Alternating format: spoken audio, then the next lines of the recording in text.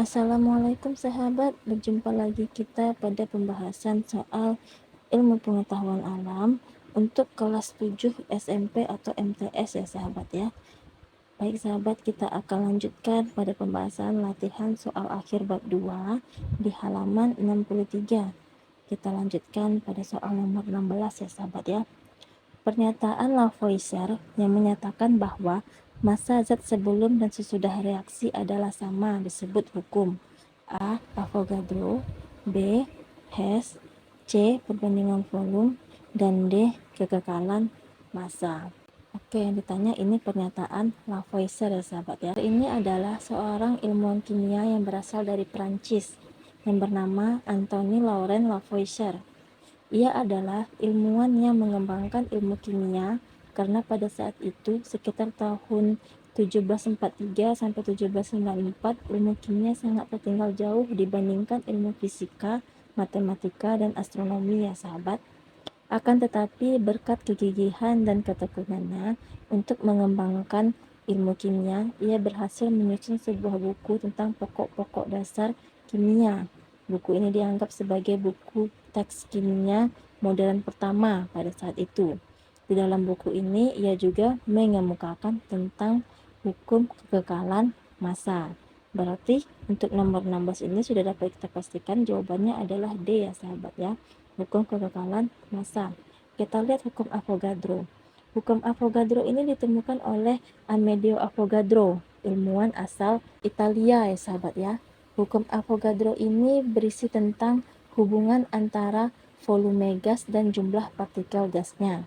Kemudian yang B, Hess.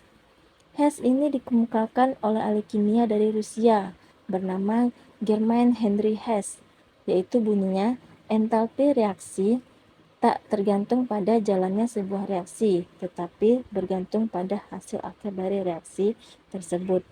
Itu hukum Hess ya sahabat ya. Kita lihat yang C, perbandingan volume. Hukum perbandingan volume dirumuskan oleh ahli kimia Prancis bernama Joseph Gay-Lussac ya sahabat ya.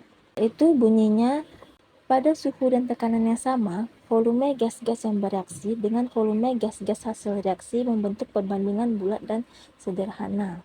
Itu hukum perbandingan volume. Oke sahabat, kita lanjutkan ke soal nomor 17. Suatu zat cair memiliki massa jenis sebesar 0,81 gram per cm kubik.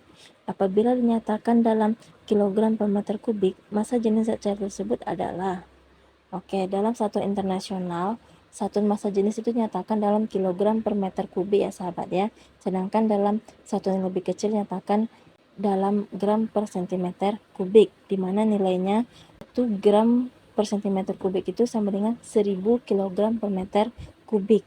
Kalau di sini massa jenisnya 0,81 gram per cm kubik, itu berarti tinggal kita kalikan saja ya sahabat ya, kali 1000 sama dengan 8,1 kali 10 pangkat 2 kg per meter kubik. Berarti jawaban nomor 17 ini adalah B ya sahabat ya. Kita lanjut ke soal nomor 18. Tony melakukan sebuah percobaan menentukan massa jenis batu benda menggunakan gelas ukur. Hasil percobaannya seperti gambar berikut. Jika massa batu 150 gram, massa jenis batu yang digunakan Tony dalam percobaan adalah, di sini ditanya massa jenis ya sahabat ya, atau rho. Diketahui massanya 150 gram. Langsung saja kita ganti ke kilogram ya sahabat ya. Gram per kilogram itu tanggalnya naik 3 tingkat, berarti dibagi 1000. 150 gram dibagi 1000 sama dengan 15 kali 10 pangkat minus 2 kg. Volume airnya, perhatikan gambarnya ya sahabat ya. Volume air itu 125 mili. Terus gambar yang di sebelahnya volume air plus batu itu sama dengan 175 mili. Maka dari gambar ini dapat kita cari volume batu, yaitu tinggal kita kurangi saja. 175 mili dikurang 125 mili itu sama dengan 50 mili. Kita ganti ke liter. Mililiter ke liter itu tanggalnya naik 3 tingkat ya sahabat ya, berarti dibagi 1000. 50 mili dibagi 1000 sama dengan 5 kali 10 pangkat minus 2 liter. 1 liter ini nilainya sama dengan 1 desimeter kubik ya sahabat ya, maka 5 kali 10 pangkat minus 2 desimeter kubik. Karena volumenya diminta dalam meter kubik, tinggal kita ganti desimeter ke meter, itu tanggalnya naik 1 tingkat. Berarti karena dia dalam kubik, maka 1 tingkat itu nilainya 1000.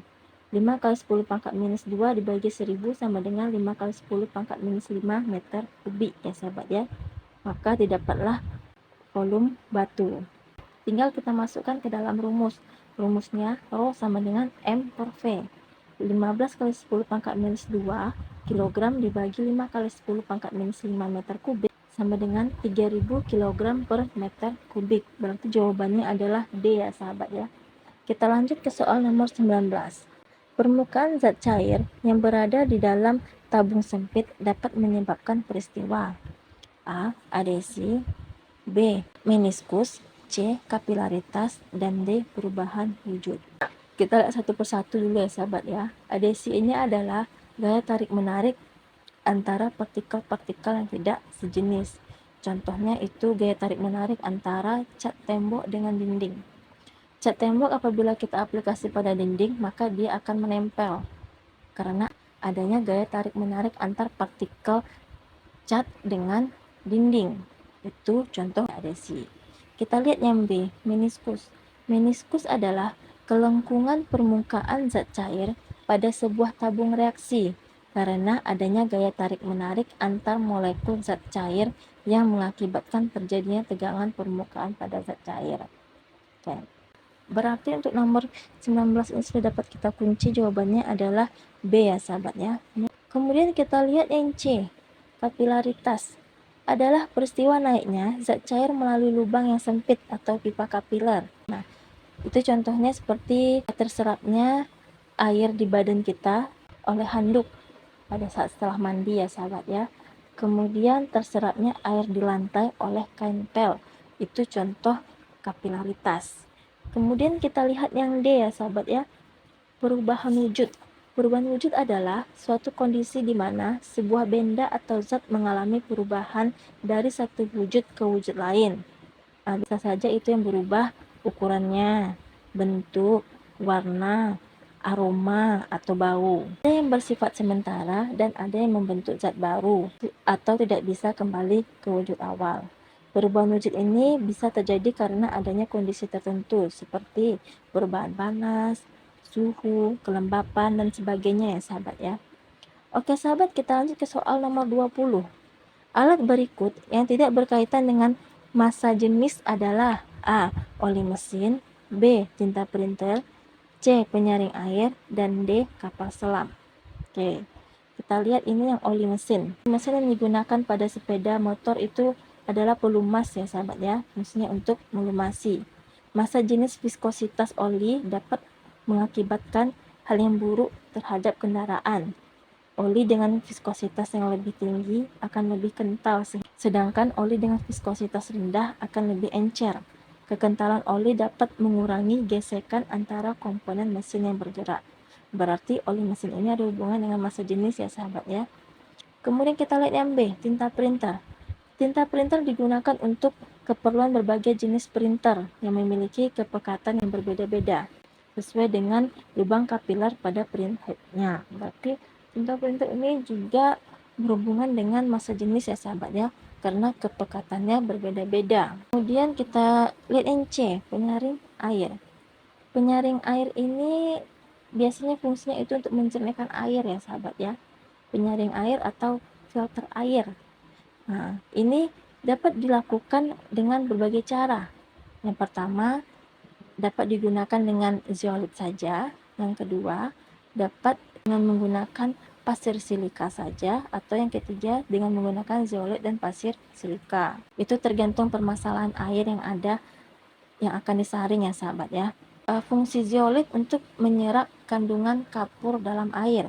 Cara kerjanya yaitu dengan proses pertukaran ion, sehingga air yang tadinya mengandung zat kapur atau Ca+ akan terikat pada zeolit, maka air tidak lagi mengandung kapur Ca2+. Berarti untuk penyaringan air ini tidak ada hubungan dengan massa jenis karena prosesnya itu menggunakan pertukaran ion. Sudah dapat kita kunci nomor 20 ini, jawabannya adalah C ya sahabat ya. Kita lihat yang D, kapal selam.